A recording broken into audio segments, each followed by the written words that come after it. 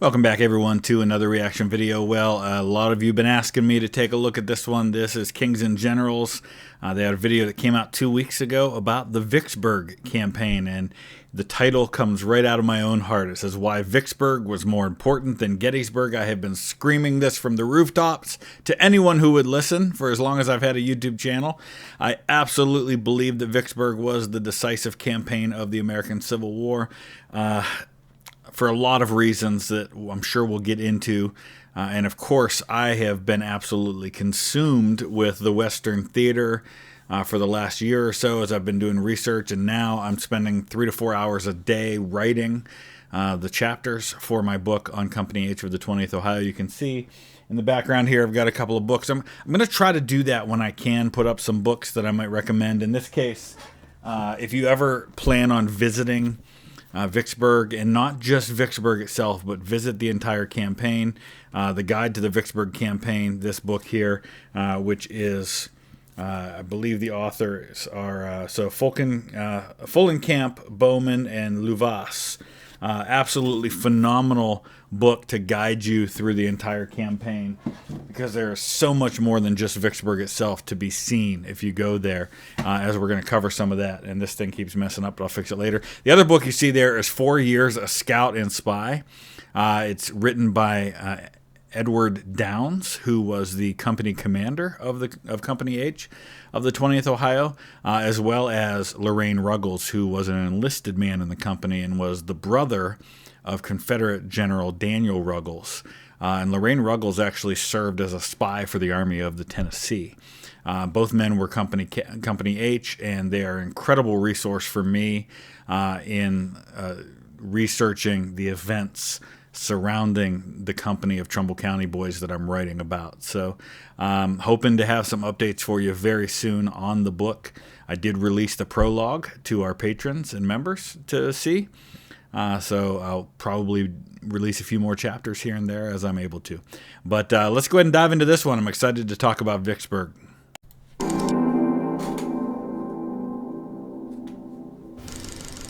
Prior to the war, the humble hamlet of Vicksburg was just a cotton trading port on the Mississippi River, notable primarily for its proximity to Jefferson Davis's plantation. War turned it into a strategic fortress. That last part is not unimportant about it being close to where Jefferson Davis's own plantation came from. Absolutely, I think one of the reasons why he screws up in how he chooses to operate the defense of this region. Taking Vicksburg was vital to the Union, as it would not only reopen the river to northern commercial traffic, but also close a major Confederate supply route. Actually doing so would prove a more monumental task than expected, but Ulysses Simpson Grant was eventually up to the challenge. Not 100% sure his middle name was Simpson. If you're not familiar with the story, he was born Hiram Ulysses Grant, but he hated that his initials spelled the word hug, H-U-G, so he always went by Ulysses, so he was specifically Ulysses Hiram Grant. But when he was nominated to West Point, the nominating form said Ulysses S. Grant, so he just went with it. And a lot of people just assumed that Simpson was for his mother, Hannah Simpson Grant, but it wasn't. It wasn't even really his name. Welcome back to our series on the American Civil War. Join us today as the Union makes a decisive stab at the single most vital riverway on the American continent in an attempt to cleave the Confederacy in twain. When the war began, the Confederacy swiftly fortified the Mississippi River. The fortifications at Island No. 10, Fort Pillow, and New Orleans were believed to be strong enough to repel any Federal incursion into the river system, so little thought was given to the river's interior, especially once Columbus was occupied. However, Vicksburg's position on 200-foot-tall bluffs overlooking a sharp and narrow horseshoe-shaped meander made it an easily defendable choke point. So this is important here because, first of all, if you look at a map today, the Mississippi River doesn't look like this anymore. With flooding and everything, it changes course from time to time. The river actually bypasses Vicksburg now. It runs right across here. But at the time, it did in fact have this bend. And so in order to get around the bend, ships had to slow down significantly. You couldn't build up a big head of steam and just fly by the defenses at Vicksburg. It was a perfect strategic location because you had to slow down around this bend and then slowly start ramping up speed again. And so you were really, really vulnerable as a ship going by the batteries at Vicksburg. Of course, they're going to find out later, maybe not as much as they thought. But Grant's actually going to try to dig a canal across here in order to bypass that. And so then the Confederates just set up a bunch of guns right at the end of where his canal would have come out. And I'm getting way ahead of myself. So batteries were constructed as an emergency fallback position. That emergency came unexpectedly quickly. Following the capture of New Orleans, Rear Admiral David Farragut continued up the Mississippi, forcing every settlement along the river to submit to the Union.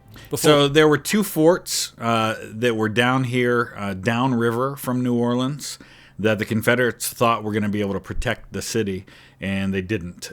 Farragut runs past the guns. I don't know that he was an admiral yet. I think the rank of admiral was created late in 1862. Before that, they called them flag officers, which was just basically the way that they could designate the highest ranking officer of a fleet in lieu of having an admiral title. But yeah, he takes New Orleans basically without any troops at all. I had some Marines, but then he thought he could do the same thing with Vicksburg, but it didn't work out that way. Reaching Vicksburg on May 18th. Yep. Think about that. So here's why this matters so much, because Vicksburg could have fallen early in the war. And if Grant had been in command after Shiloh, which he wasn't, because Henry Halleck, who commanded the department in the West, came and took personal command in the field, which was not his gig at all. Not the thing he should have done. Halleck had this massive army, and he takes way too long to take Corinth. And Grant wanted to immediately take that army while they had him concentrated and go take Vicksburg. But Halleck dragged his feet, and it's going to end up taking another whole year. And had Grant been able to take an army over to Vicksburg right then and there, while Farragut had his navy there, they probably could have taken it. Batteries refused to surrender. Farragut retreated, as he didn't actually have the forces to fight. No, he didn't. On June 26th, he returned with his full flotilla and additional Marines to find Vicksburg was also reinforced. Yeah, and so they end up dropping these Marines off on the Louisiana side of the river, where they're going to start working on some plans to try and do something. They're going to start the early part of digging the canal.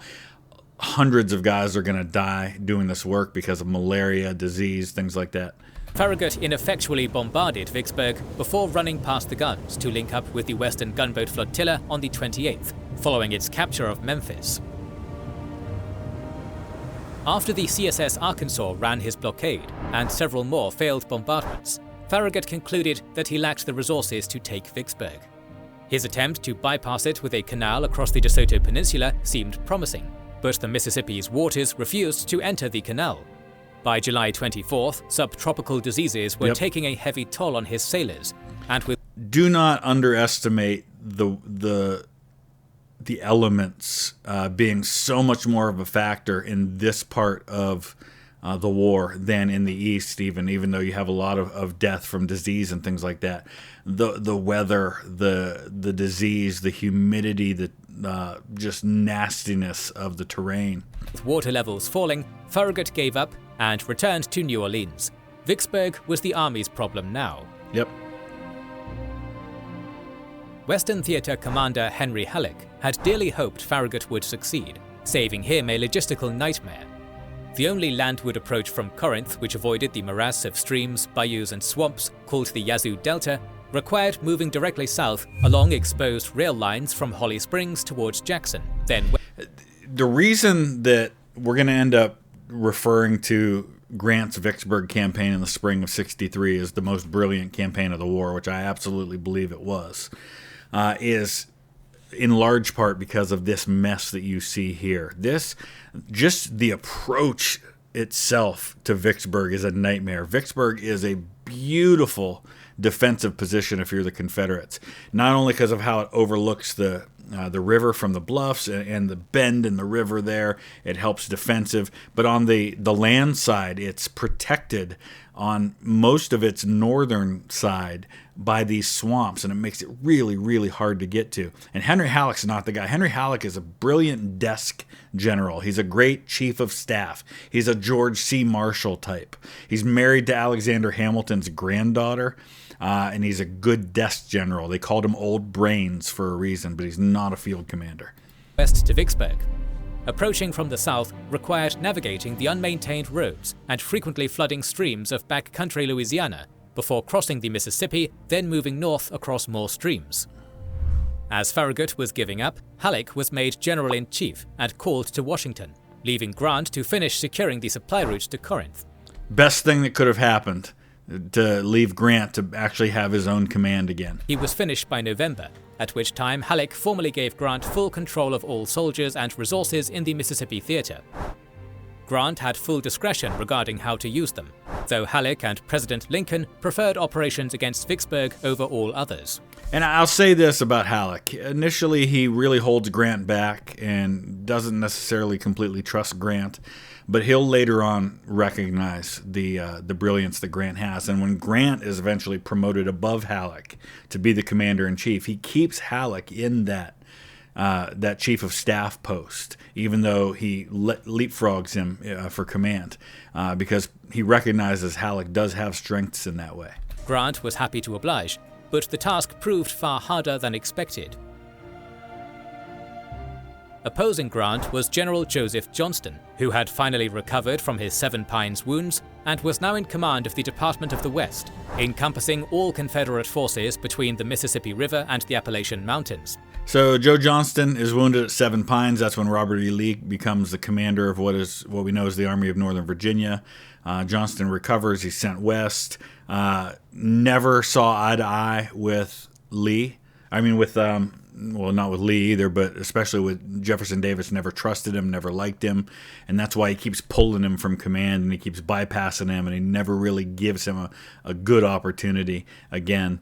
He gives him little chances here and there, but this is one of the major problems the Confederates have, is that people like Grant and Sherman see Joe Johnston as the best general the Confederates have. Johnston seems to be the only one who understands the nature of war that the Confederates need to fight and able to win, to have any chance to win the war, which is fight defensively, fight a war of attrition, hang on, hopefully get recognition from Europe, and get them to intervene.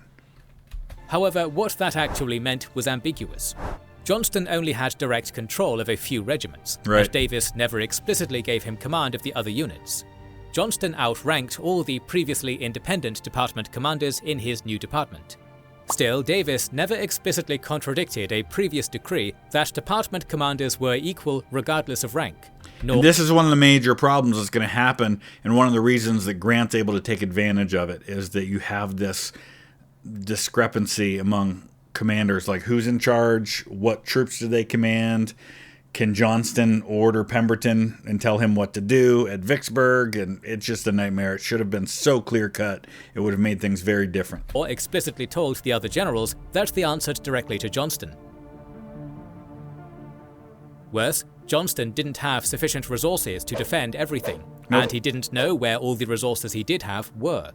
The department had around 100,000 soldiers total, with the 50,000-strong Army of Tennessee defending Tullahoma, the 30,000-strong Army of Mississippi garrisoning Vicksburg, and the remainder in isolated garrisons or independent cavalry commands, too spread out to support each other.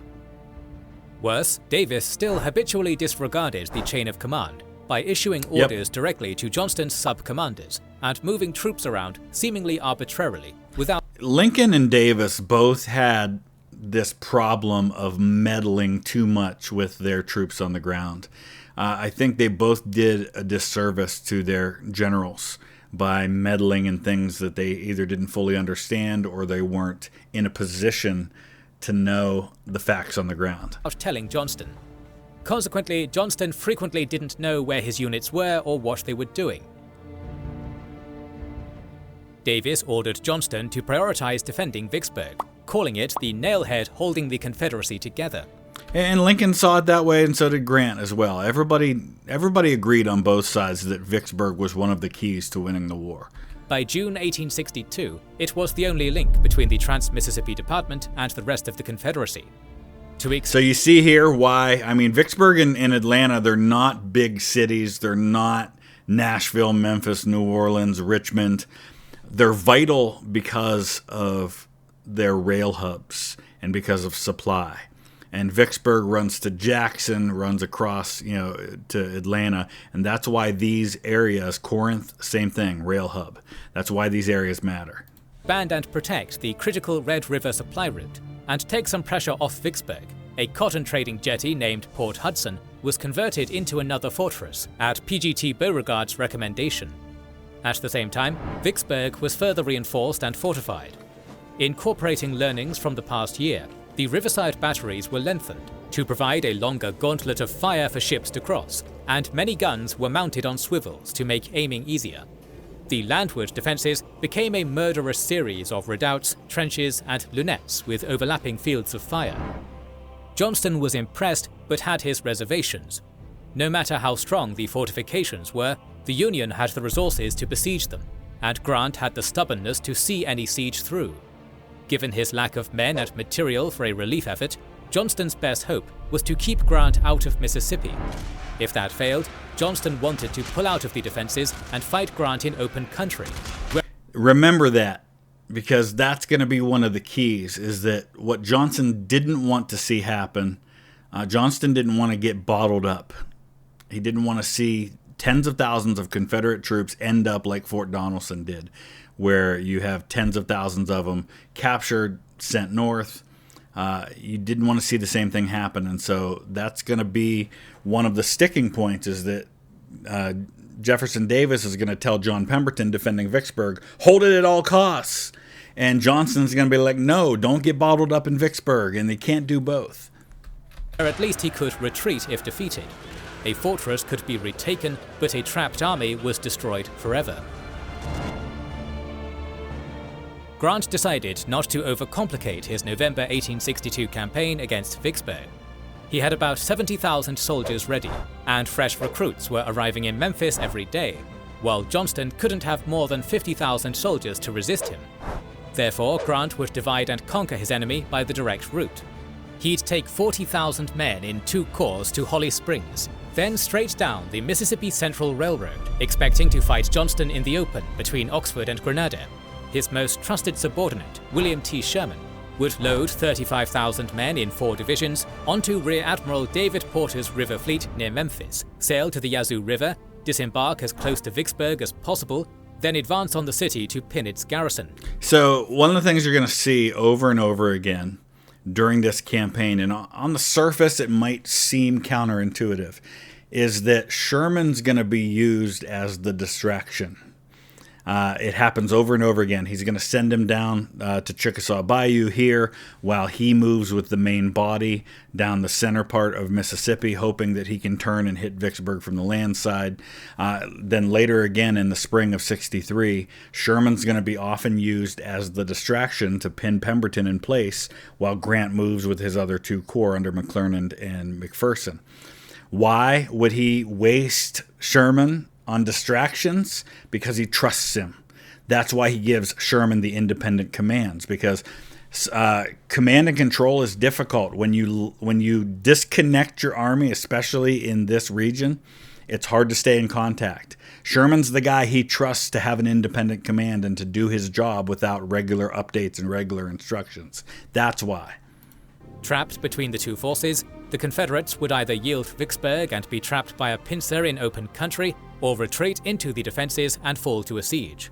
The 2 movements began in late November. However, Grant's plan was too obvious to succeed. Grant expected Nathan Forrest to raid his supply lines in Tennessee, and planned accordingly. That's a great point, is that people act like Nathan Bedford Forrest somehow surprised the Union. By this point, they know what Forrest is about. They know what his gig is, and they're not surprised by it anymore. It's an accepted risk. Yes, Forrest is going to raid our supplies. We accept that. We know it's going to happen. We just have to plan for it the best we can. But he wasn't prepared for Earl Van Dorn. Right. Following Second Corinth, Van Dorn was removed from the Mississippi Department Command and given a cavalry division instead. And Van Dorn's a local guy. He's from this area just outside of Vicksburg and Jackson, down here to the south. He ends up being murdered by the husband of a woman that he's having a relationship with. Davis ordered him to join the Army of Tennessee, but Johnston had him delay the move until it could be done as a strategic raid. Grant's advance provided that opportunity, and on December 20th, Van Dorn completely destroyed Grant's base at Holly Springs, including the rail lines and every bridge he could find, before continuing on to Tullahoma.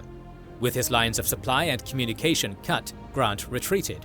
His men— And this is key because at this point, I mean, Van Dorn has just screwed up the ability for the Union to do this, and there's no way for Grant to get word to Sherman because of the issues with communication. So Grant has his supply lines cut, he has to fall back, so now all of the Confederate forces can concentrate on Sherman. Men were forced to live off the land as they marched, which Grant noted was much easier than expected.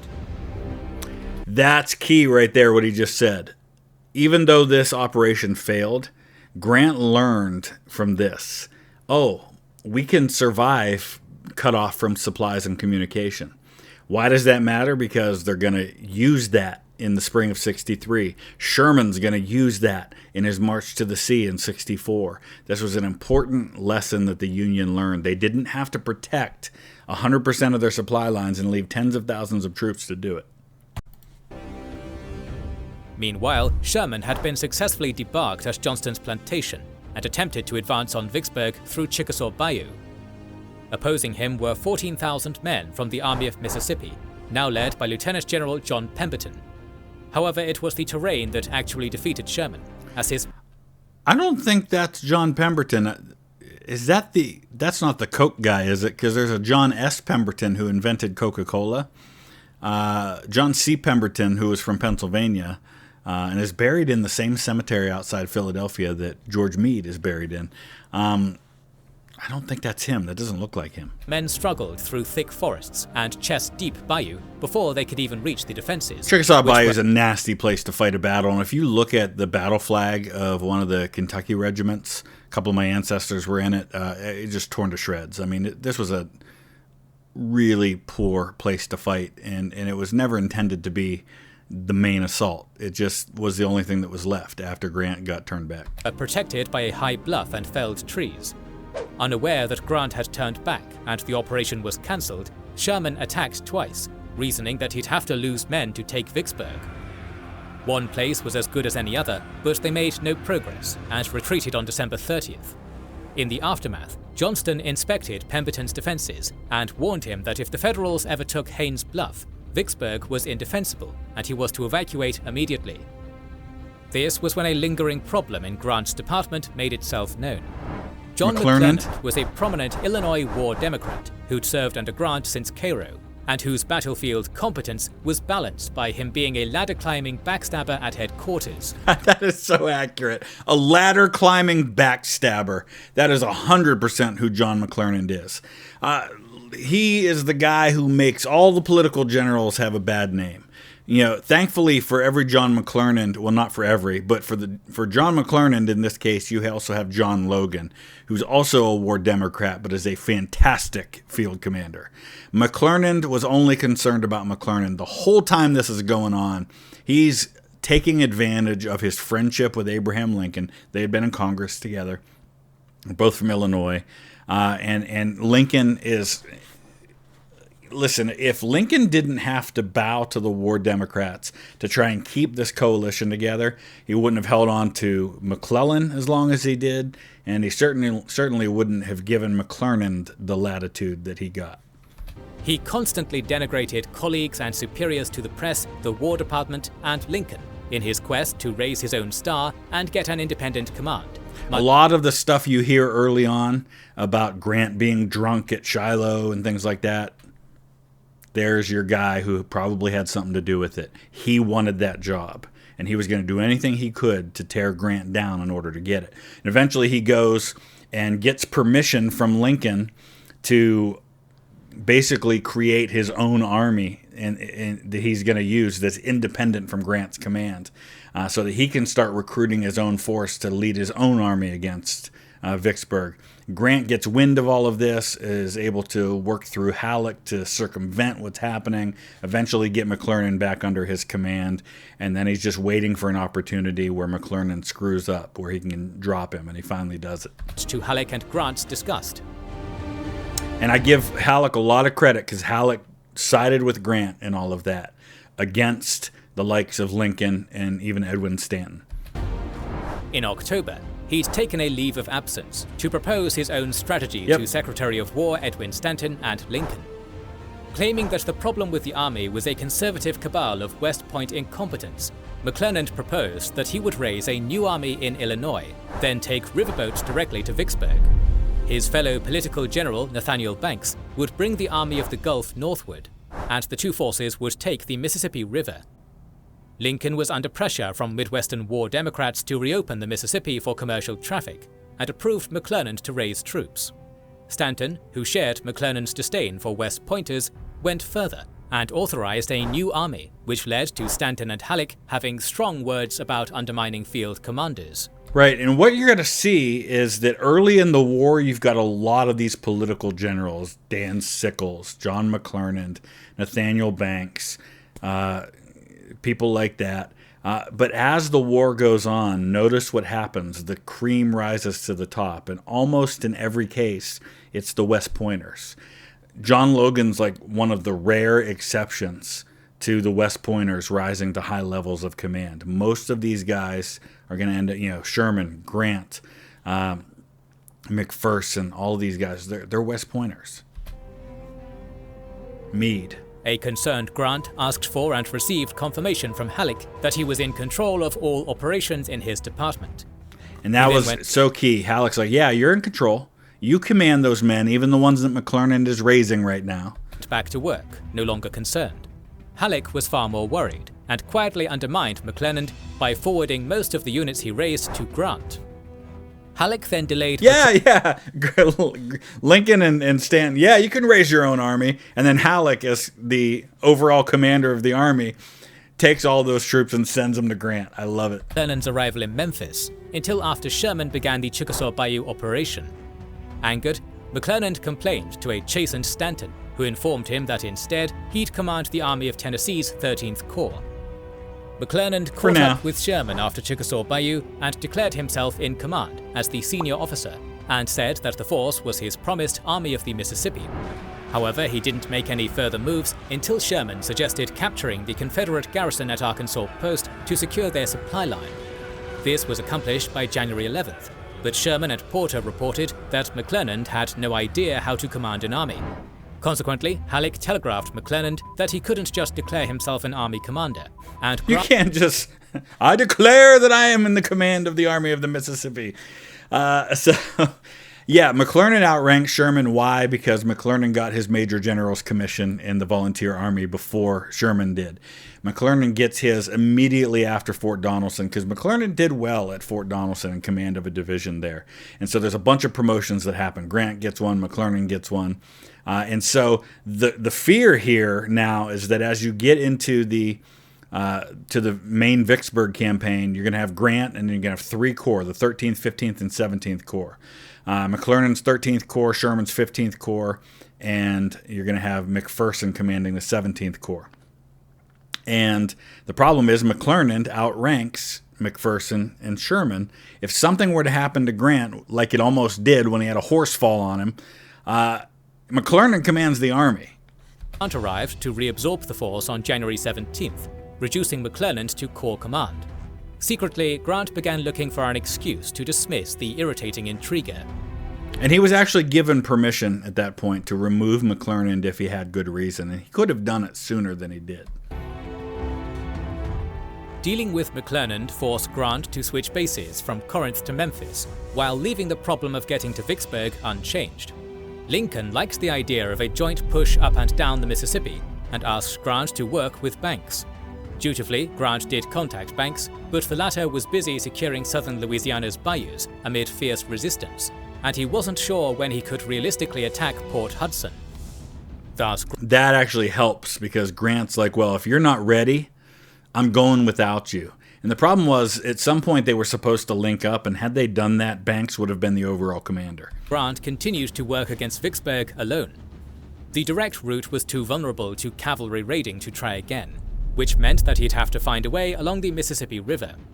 Falling back on his West Point engineering training, Grant attempted 5 experiments to bypass Vicksburg.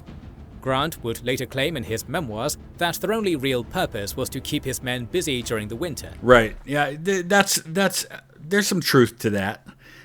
You're not really campaigning in the winter. If you look at it, for the most part, you don't see a lot of fighting going on in the winter. Some rare exceptions. Battle of Stones River takes place over the new year in 62 into 63. And there are some of those things happening, but for the most part, everybody just kind of hunkers down and waits. But most historians and contemporary sources agree that Grant hoped they would work, even if he expected failure. Yeah. The quickest way to bypass Vicksburg's guns remained Farragut's abandoned canal. So in late January, Sherman's 15th Corps got digging. Without the summer mosquitoes tormenting them, Sherman's men fared better than Farragut's, but they were still unsuccessful. The 6-foot-deep, 6-foot-wide dry ditch was insufficient for either naval traffic or for the river to actually enter. And if you go there today, there's actually a sign that says Grant's Canal. You can kind of see the remnants of it. So Grant ordered it deepened and expanded to 7 feet deep and 60 feet wide. However, the river broke the dam at the canal's mouth, quickly flooding it and then silting it in.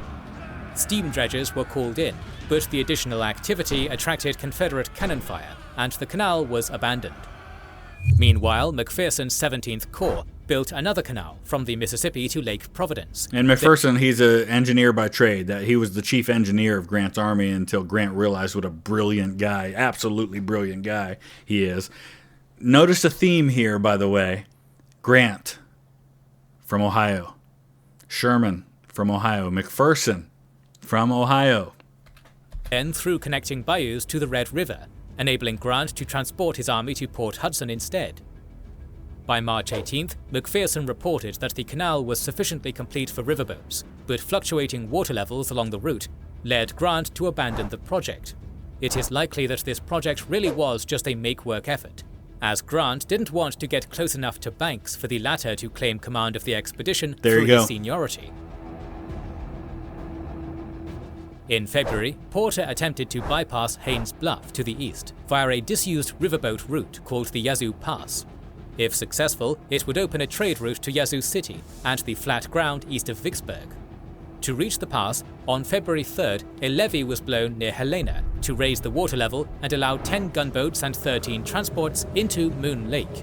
One of Grant's great strengths was his ability to work with the Navy. It's how they took Fort Henry and Donelson. It's how Nashville fell. It's one of the strengths that helped them throughout the war, was working hand in hand with these gunboats. Progress was achingly slow due to inconsistent water levels, thick swamp grasses, and tangled masses of trees. Worse, the trees were full of flood-stranded wildlife, which began raining onto the passing gunboats. The soldiers and sailors found themselves shooing away everything from raccoons and snakes to cougars and bears. Meanwhile, Pemberton fortified the river bend just north of Greenwood. When the expedition reached Fort Pemberton on March 11th, they found formidable defenses above ground, too marshy for an infantry attack. After several days of ineffectual bombardment, the expedition turned around and rejoined Grant on April 14th. Once word of Fort Pemberton's existence reached Porter, a second naval expedition was launched through Steele's Bayou to outflank the position. The initial movement through the bayou was successful, but upon reaching Deer Creek, it rapidly bogged down. The creek was far narrower and more overgrown, slowing the squadron to a crawl. Confederates began felling trees to further block the ships from in front and behind, trapping them. Sherman dispatched troops to rescue Porter on March 22nd, safely returning to Milliken's Bend by March 27th. That day, Grant decided to try one final canal, this time connecting Duckport Landing to New Carthage via Walnut Bayou. Once again, the digging went well, and on April 13th, the protective levee was opened to fill the canal.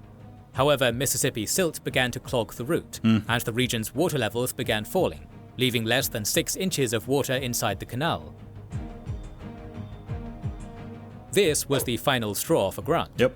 Cleverness had failed to get him around Vicksburg. It was time for brute force.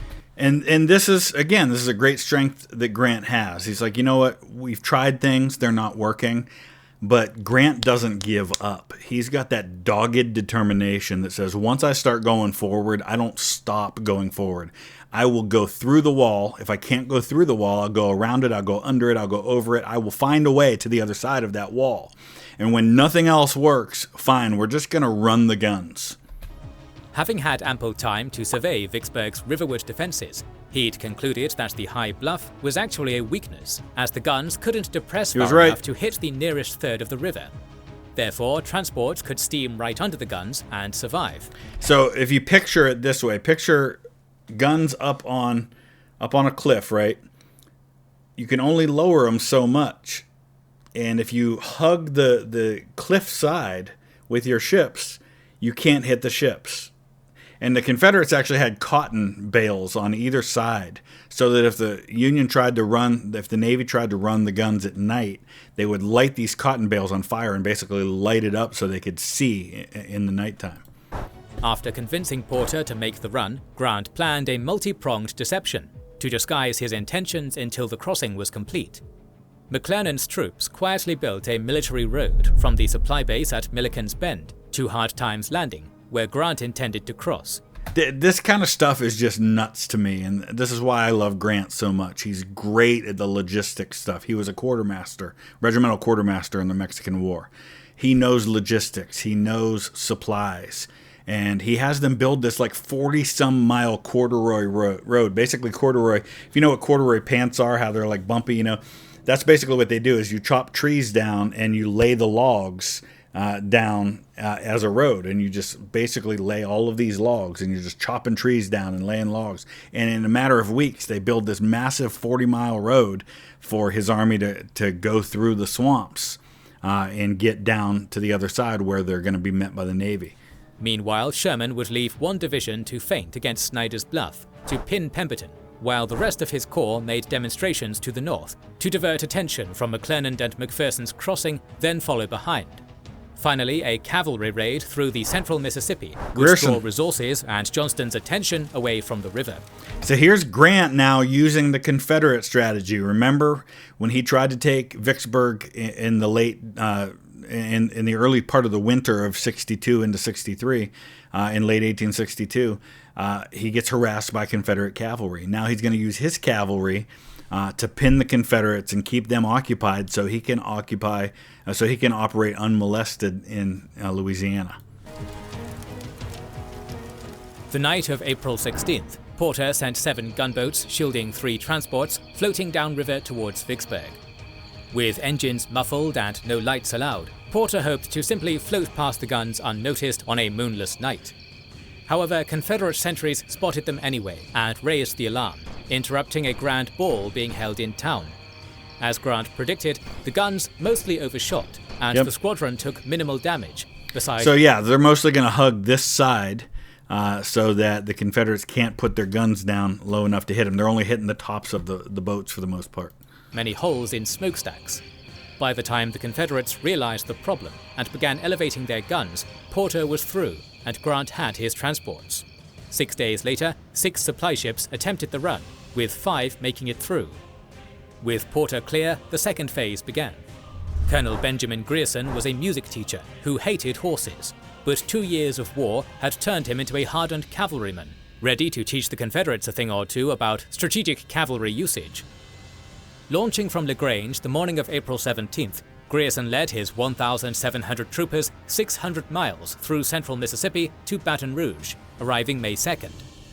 Traveling in multiple columns, led by scouts dressed as Confederates, Grierson's raid destroyed thousands of arms. Which could have gotten them hanged, and that's the kind of stuff that I was telling you in the book about Lorraine Ruggles. Him and a couple of the other guys, like Eleazar Quackenbush, who was one of the sergeants in Company H of the 20th Ohio, would dress up like Confederates and go out into the Confederates, and McPherson used them a lot to go out and scout. Dozens to hundreds of warehouses, wrecked over 50 miles of railroad, liberated hundreds of slaves, and inflicted over 100 casualties for only 19 losses. Johnston and Pemberton diverted all available cavalry and an infantry division to ineffectively chase Grierson and protect supply lines, completely taking their attention off Grant. It's all about pay attention to what's going on right here. Keep your eyes focused on that. It's sleight of hand while you don't notice what's happening over here. April 29th, Grant's army was assembled for crossing, and he wired Sherman to start the distraction at Snyder's Bluff. However, his intended landing point at Grand Gulf was held by a Confederate division from Pemberton's army. Strong place. Porter tried to reinforce the landing by bombarding the defenses, but failed to reduce their positions. So again, this is another one of those spots where you have a bend in the river. This is where the Big Black River empties into the Mississippi. You've got a couple of Confederate forts up on high ground again, but not nearly as high as Vicksburg. It's a really cool site that you can visit to this day. They've got a great museum there at Grand Gulf. Highly recommend. If you go to Vicksburg, you have to go to places like Grand Gulf. You have to go to places like Port Gibson. You have to go to Raymond and Jackson. Rather than waste more time, Grant ordered him to run the transports downriver, while the gunboats covered them with another bombardment, which succeeded with no losses. And while this bombardment is going on at Grand Gulf, you've got McClernand's men, and some of McPherson's too, I think already on flatboats, ready, basically like a D-Day thing, like they're ready to land and start this invasion. He'd cross at Disharoon's plantation instead. So they go down to Bruinsburg. Acting on advice from a local slave, Porter began ferrying McClernand and McPherson's corps across to Bruinsburg on April 30th. By May 1st, 24,000 Union soldiers were across the Mississippi, the largest American amphibious landing until World War II. Fearing just such a flanking maneuver, Pemberton had sent reinforcements to defend Port Gibson, which held the road inland from Bruinsburg. And was Earl Van Doren's hometown. That's where he's buried. The 8,000 Confederates deployed along a series of ridges and ravines straddling the road, which provided excellent defensive ground.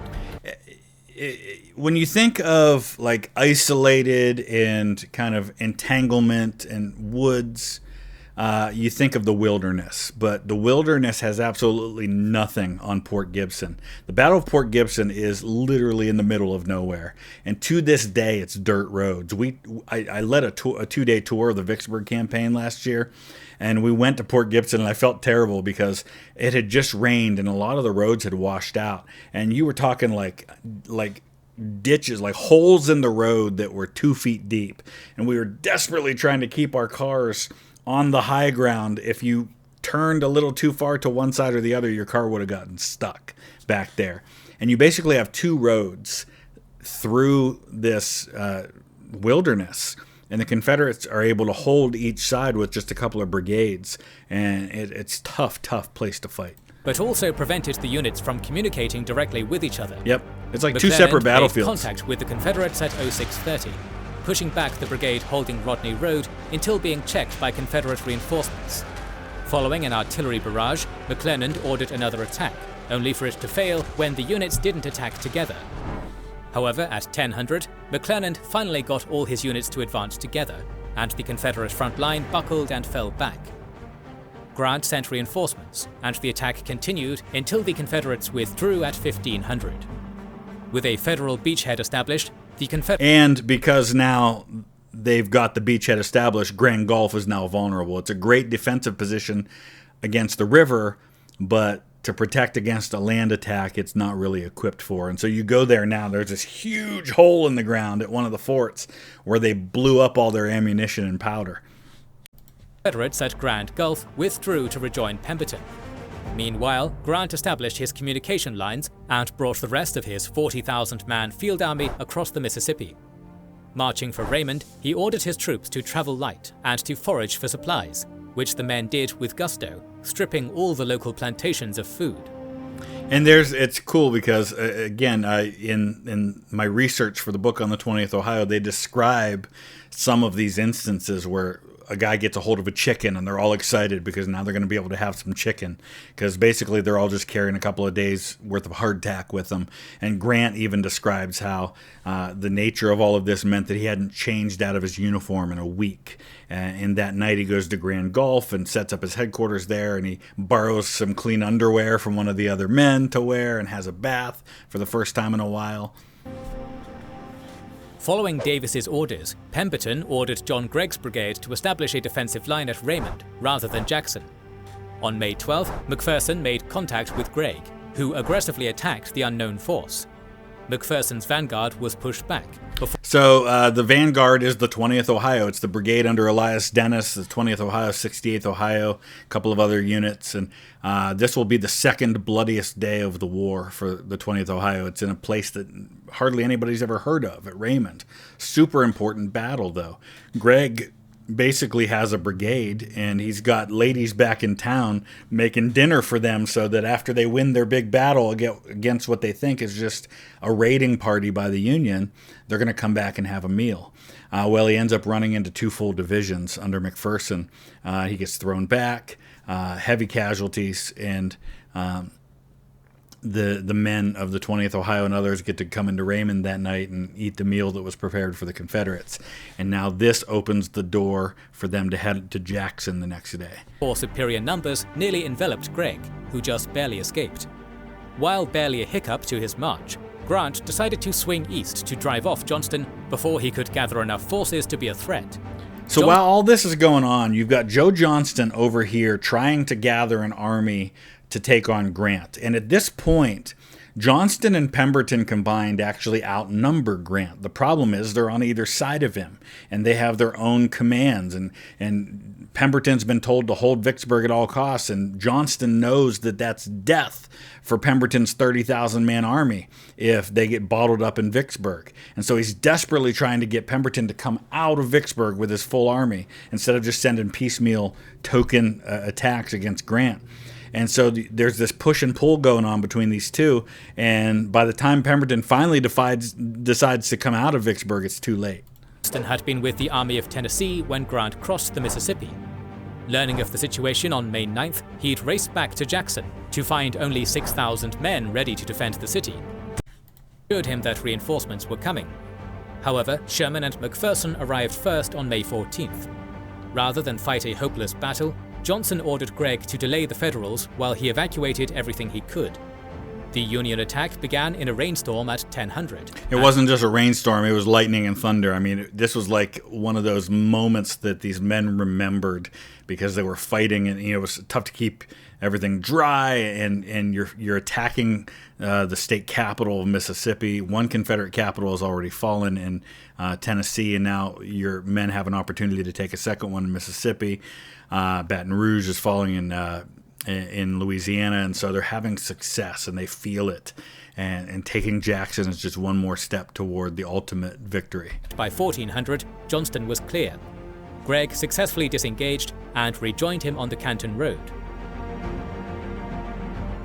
There, Johnston was reinforced to 15,000 and ordered Pemberton to advance from Edwards Station and engage Grant near Clinton, where Johnston could join him.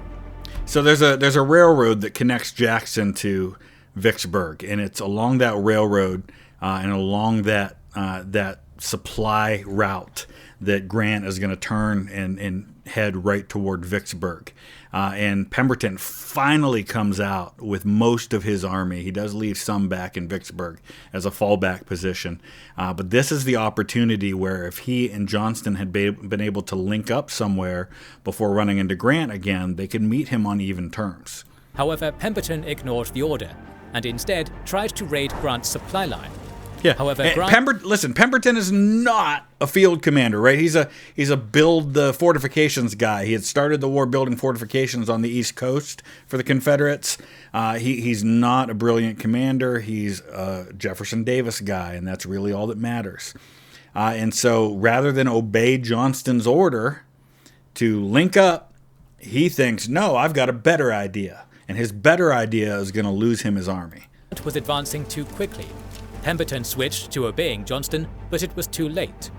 At 0700 on May 16th, Pemberton's countermarch was intercepted at Champion Hill, while his 23... The decisive battle of the Western Theater, I think. Certainly one of. Champion Hill is probably the most unknown, super important battle in American history. 1,000 men quickly formed a strong defensive position along the ridges overlooking Jackson Creek. It did not cover the Jackson Road on the left flank around Champion Hill. McPherson's corps was using that road, while McClernand moved towards the Confederate right along Raymond Road. So you basically, again, you've got the Confederates holding the high ground at Champion Hill in the middle. You've got McPherson attacking from the north. You've got McClernand attacking toward the west.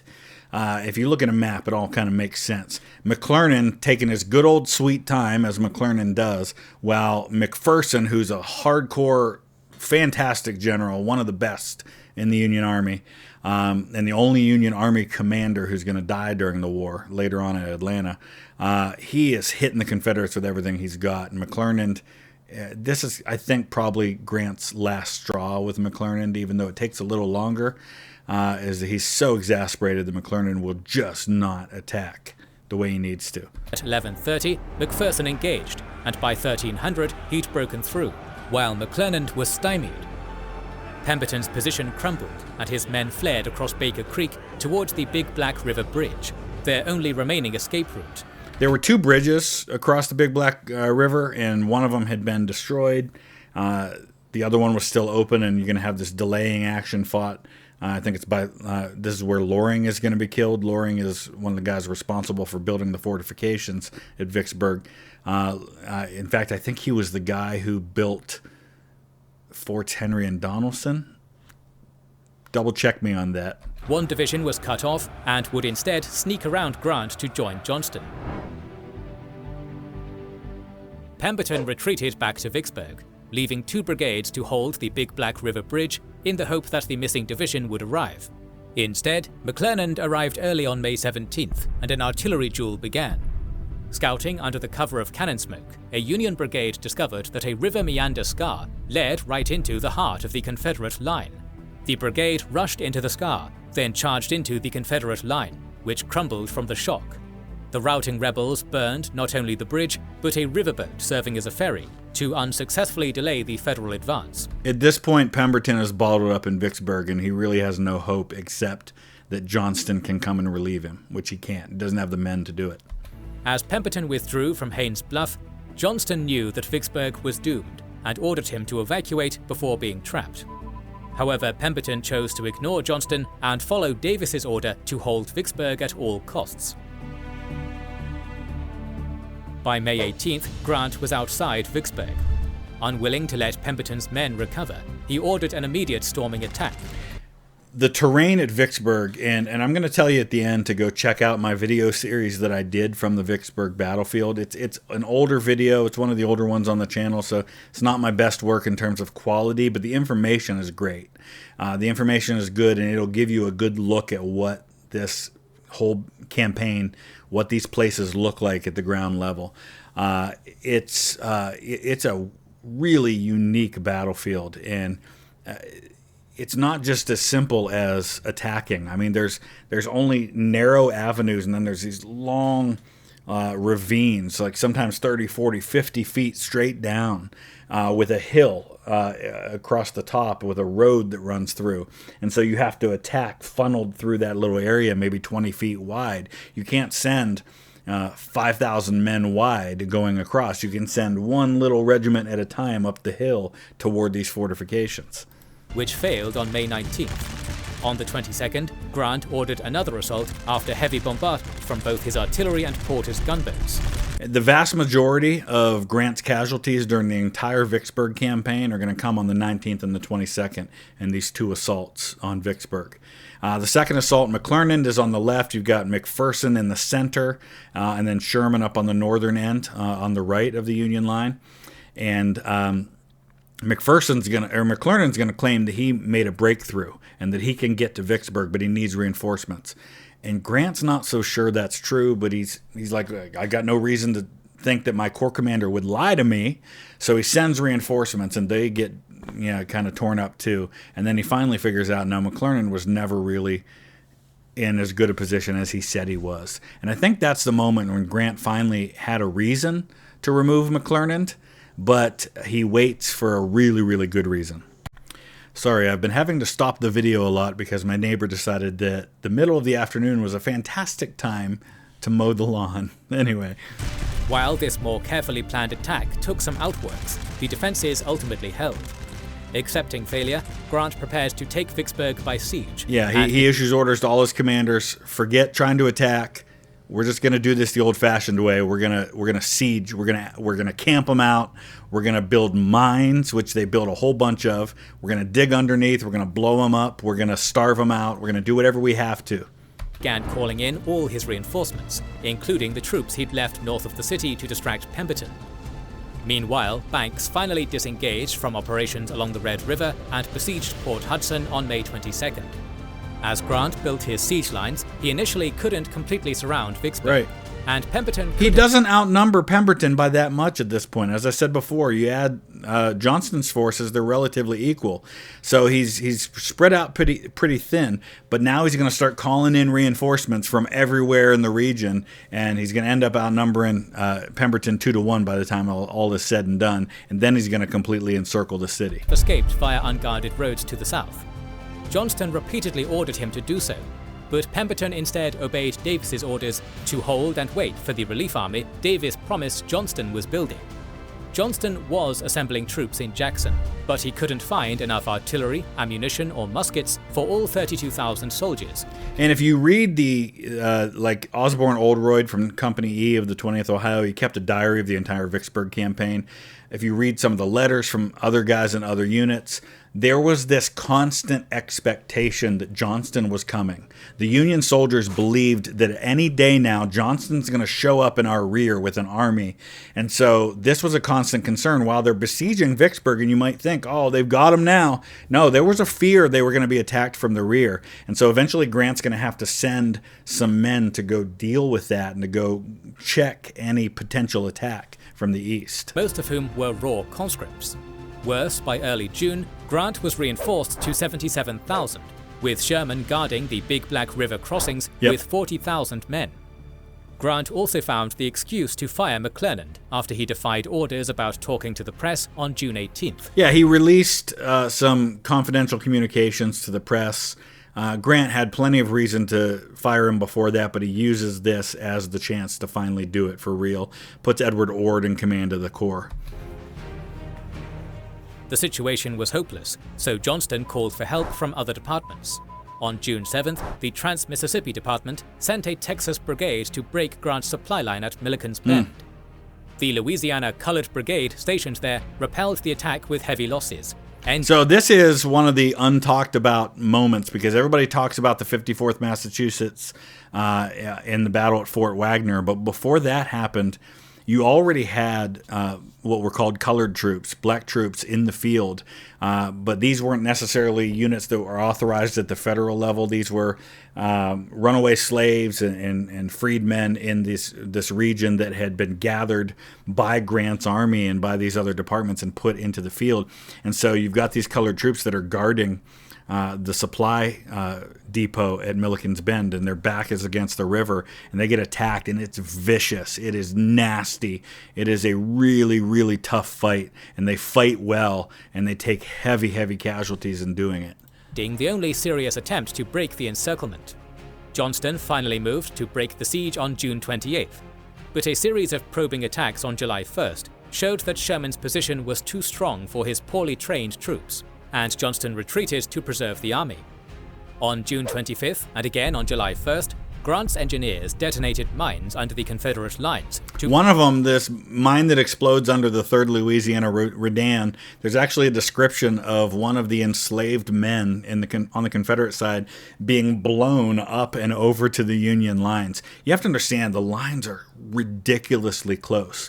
They're not like 100 yards away from each other. They're like 30 feet away from each other at this point. They're digging these zigzag trenches closer and closer to the Confederate lines. And when they launch this attack after this mine, there's like this 24-hour fight that happens where they're attacking out of trenches that are within earshot of the Confederate lines, and they can hear each other breathing at night, and they're throwing grenades at each other, which are basically just converted cannonballs that are rigged to explode when you throw them. Prove the futility of further resistance. With the city out of food, Pemberton finally agreed to surrender on July 3rd. And Grant had already been digging multiple new mines that were going to get exploded in the coming weeks. He wasn't waiting around for them to starve. Initially, Grant offered only unconditional surrender, but he was convinced to offer parole instead to avoid having to transport 30,000 prisoners northward. Vicksburg formally surrendered on July 4th, and Port Hudson followed on July 9th. The Confederacy was split in two, and Davis was furious. He blamed Johnston for not aggressively breaking the siege. Johnston was the only guy who knew what he was doing over there, Davis, and of course he blames Johnston. Johnston shot back that Davis had made empty and wildly unrealistic promises about the relief army. In any case, coupled with the victory at Gettysburg, Vicksburg turned the tide of the war, and Grant was given supreme command of the Western armies as a reward. Join us next time as we return to Tennessee. All right, so I want to just recommend that you check out my video series from the Vicksburg campaign. Again, not my best work in terms of camera quality. Did most of it on my phone back before you had 4K video, and some of the coloring's not real great, but the information is really good, and it gives you a chance to see what this ground looks like. So check that out. We'll see you again soon. Thanks for watching.